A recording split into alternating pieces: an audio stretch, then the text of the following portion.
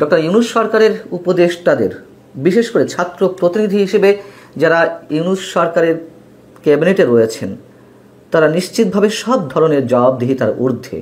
কোনো ধরনের বিতর্কের জায়গা থেকে কোনো ধরনের প্রশ্ন বা কৈফিয়তের ধার তারা ধারেন না। কেউ কৈফিয়ত চাওয়ার সাহসও সম্ভবত রাখেন না। রোববার হযরত শাহজালাল আন্তর্জাতিক বিমানবন্দরে সরকারের যুব ও ক্রীড়া এবং স্থানীয় সরকার বিষয়ক উপদেষ্টার ব্যক্তিগত লাগেজ থেকে যে গুলিভর্তি অস্ত্রের ম্যাগাজিন উদ্ধার করা হলো, তাকে কেউ কোনো ধরনের কোনো প্রশ্ন করতে পারেননি, কোনো ধরনের জিজ্ঞাসাবাদের মুখোমুখি হতে হয়নি। বিষয়টি হচ্ছে, রোববার তিনি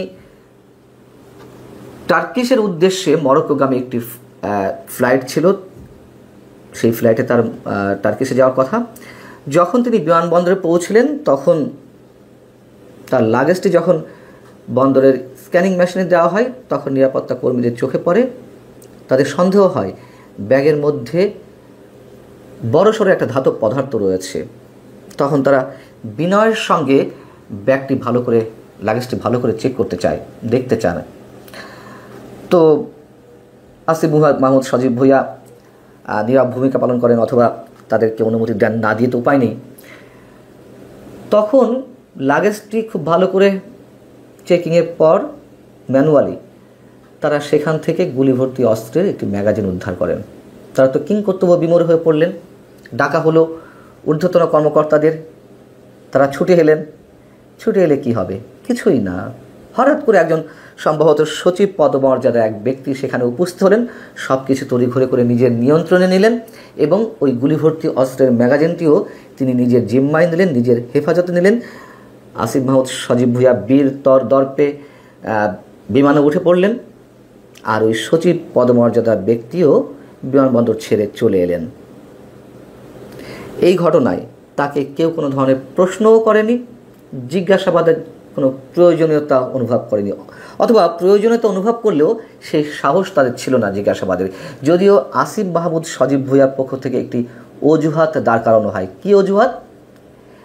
যে আমি ব্যস্ততার কারণে আমার ব্যাগ থেকে এই ম্যাগাজিনটি সরাতে ভুলে গিয়েছিলাম।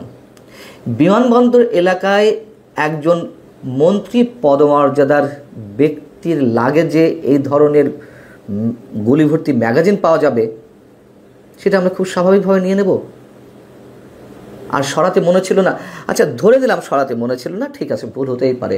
আমরা ধরে নিলাম যে এটি বৈধ অস্ত্র, ধরে নিলাম, কিন্তু তার তো একাধিক নিরাপত্তা কর্মী রয়েছে, অস্ত্রধারী নিরাপত্তা কর্মী রয়েছে, নিয়োগ দেওয়া থাকে মন্ত্রীদের জন্য, তাদের নিরাপত্তার জন্য। তাকে কেন ব্যক্তিগত অস্ত্র নিজের রাখতে হবে? কি কারণে? অনেক বড় প্রশ্ন। এবং এ বিষয়ে সিভিল অ্যাভিয়েশন কর্তৃপক্ষ বা বিমানবন্দরের নিরাপত্তা বিভাগ কোনো ধরনের আনুষ্ঠানিক কোনো মন্তব্য করেনি, এমনকি স্বরাষ্ট্র মন্ত্রণালয়ের পক্ষ থেকেও কোনো বিবৃতি দেওয়া হয়নি। কি বিবৃতি দিবে? এর আগে যত সরকারের মন্ত্রীরা ছিল বা আমরা দেখেছি, তারা কি কখন নিজের পকেটে অস্ত্র রাখতেন, নিজের লাগেজে অস্ত্র রাখতেন? নিরাপত্তা কর্মীরাই তো নিয়োজিত থাকেন তাদেরকে যে কোনো দুর্ঘটনা থেকে রক্ষা করার জন্য।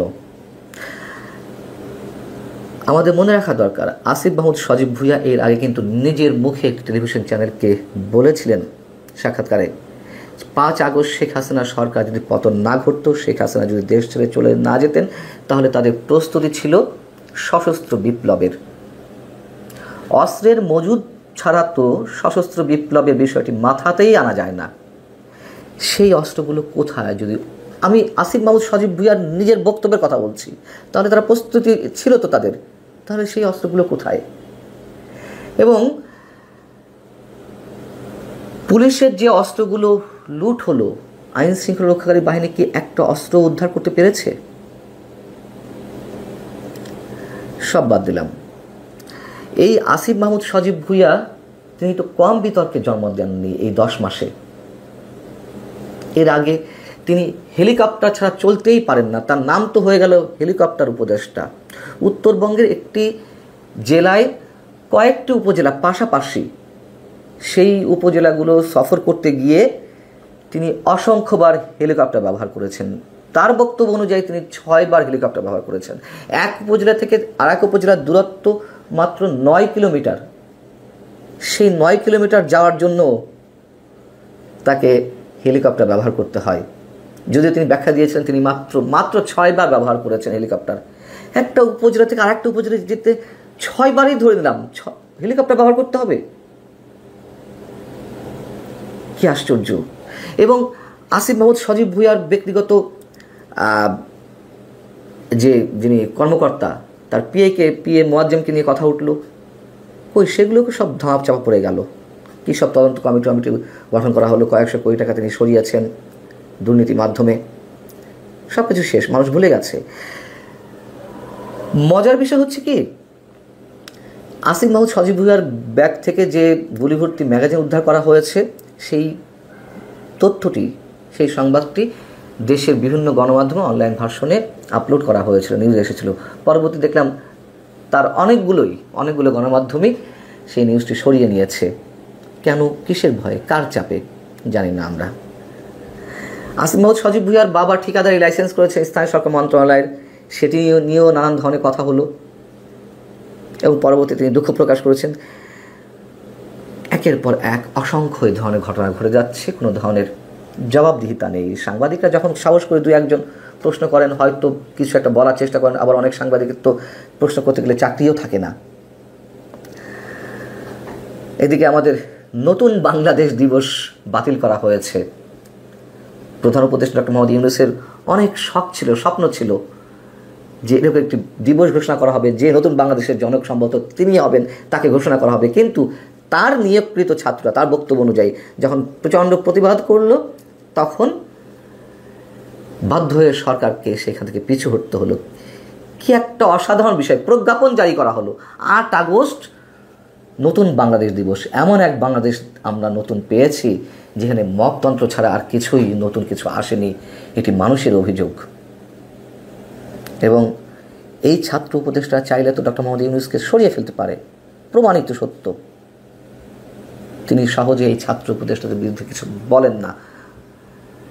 যেই এক্সাম্পলটি আমাদের সামনে আসিফ মাহমুদ সজীব ভুঁইয়ার ক্ষেত্রে স্থাপিত হলো, যে দৃষ্টান্তটি, সেক্ষেত্রেও নিশ্চয়ই সরকারের তেমন কোনো বক্তব্য থাকবে না, এটাই স্বাভাবিক।